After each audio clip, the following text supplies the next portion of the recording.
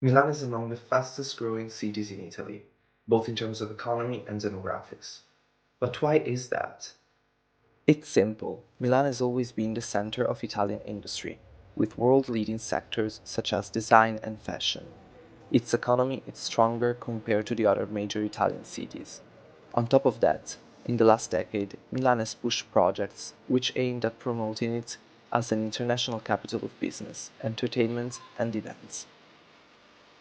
Large events, such as Expo and the future Olympic Games, brought investments to the city and its metropolitan area, which had a deep impact on the quality of life of the citizens.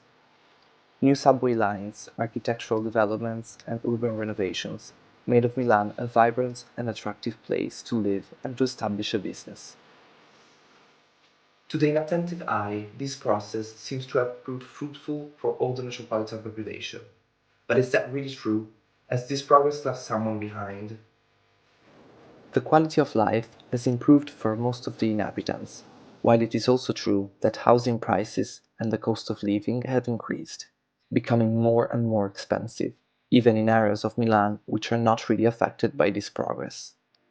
Some categories of citizens in particular suffer this change, as their spending capacity isn't related to the overall economic improvement. Students, key workers such as school teachers, local government and public transport employees, people who are unable to work for health conditions, and retired people on low pensions are among the most affected ones. Although the welfare state has shrunk in the last decades, public institutions still manage to offer public housing to some of the most fragile. But access to housing doesn't directly imply that households can sustain a fulfilling life in Milan. Quite the opposite, sometimes public housing context can increase the feeling of exclusions due to numerous facts. When thinking of segregation, one thinks about restriction of the right to freely move in space, but this phenomenon can also be expanded to the people's exclusion from the life of the city. By this point of view, one can talk about public housing segregation, which is a well-studied phenomenon which consists in the segregation of the people living in public housing to some areas of the cities and sometimes to just the most immediate context. Taking this concept to the rich and progressive Milan, the question arises naturally. Is the ongoing progress segregating the people living in public housing?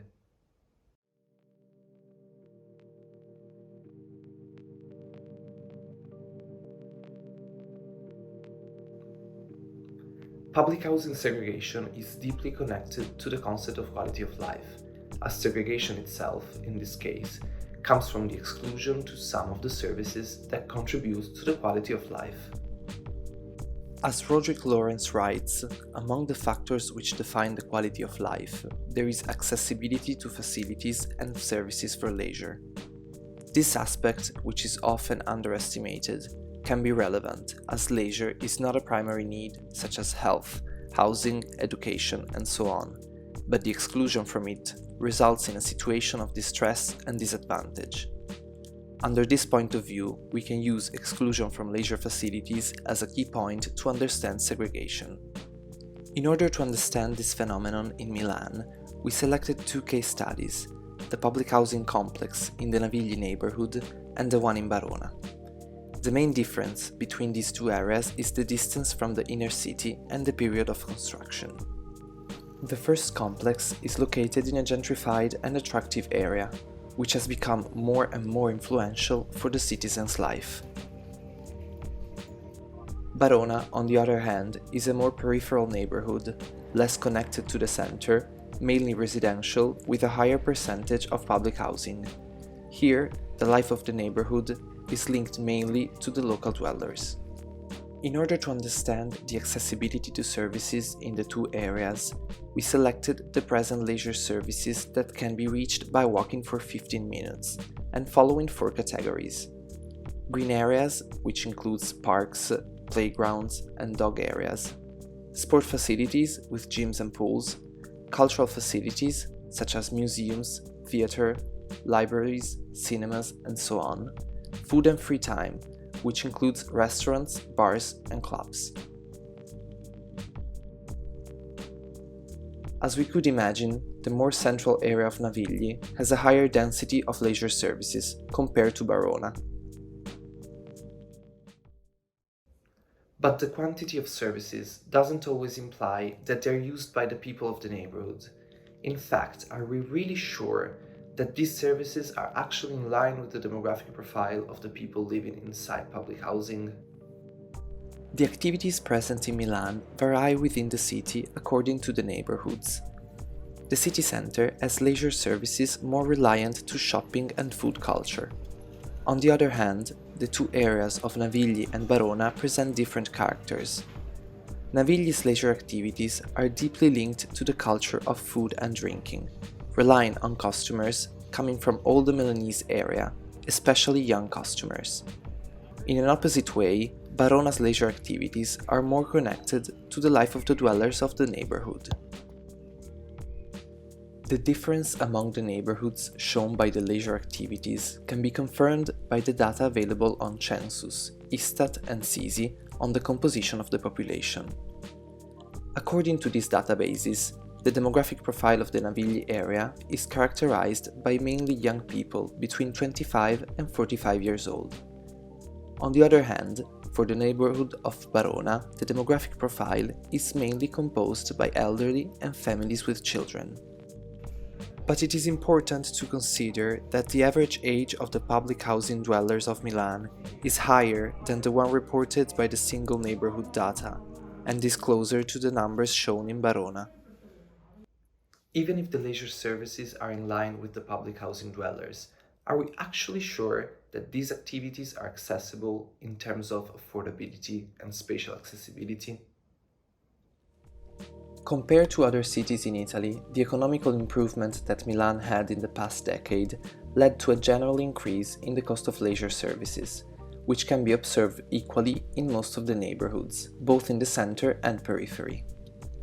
Following this consideration, people in public housing have more difficulties in affording leisure services. This can be confirmed by comparing the prices of housing in the private market, available on OMI database, to the ones of the public market. This data shows as a proxy the difference in the spending capacity between the two categories.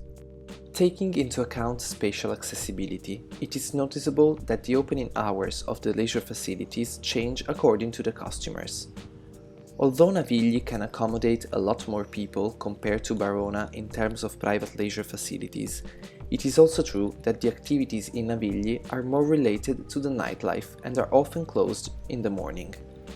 Barona's leisure services opening hours are more related to the daily life of the main demographic profile. According to these observations and data, one could have a general idea about public housing segregation, but it's necessary to check with some work on the field. There is no better way to understand the reasons guiding people's choices than to ask directly, why? The same maps that were previously used to show the analytical data now pass into the hands of the people living in the neighborhood and acquire a new, different meaning. We asked the people in the neighborhood to show us the spaces of their leisure time, marking them on the maps to understand the habits of the dwellers, selecting as possible people living both in public housing and in private market housing.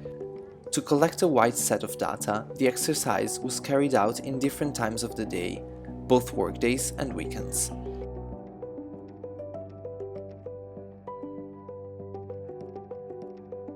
This is what happened. Se vuole fare lei. Allora, esatto. Poi faccio via Pasquale Paoli. Eccola. Dopo vado accompagno. Allora noi ci vai? Di solito vengo al bar, dopo vado a casa e Posso farmi una vasca di passeggiata e arrivo fino al corso Magenta se ci vuoi. C'è una squadra di calcio di Agola. Ok. Sono ragazzini ma si gioca qua. Lì c'è il locale Barrio Slive che d'inverno ci accoglie per fare C'è il bar di Barona che però è più una pizzetteria dove vai la sera dopo aver bevuto. We analyzed the data and this is the result. we found out that people don't choose the services to use according only to economical and practical reasons, but there are more profound reasons dealing with the sense of community, security, habits, and stigmatization. Andiamo lì perché è vicino, ci troviamo bene, ormai Poi questo cinese simpatico. siamo anche legati. Sì, lì è un bel parco.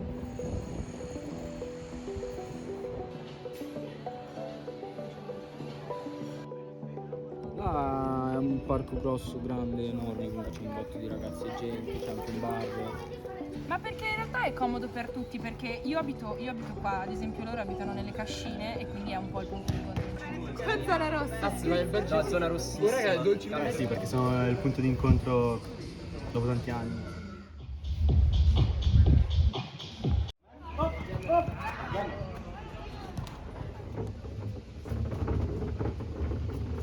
After this research, to answer all of the previous questions, it is safe to assume that spatial segregation is not the only reason for public housing segregation, as more peripheral areas can be more protective to the dynamics of gentrification, which endanger the well-being of the people living in public housing.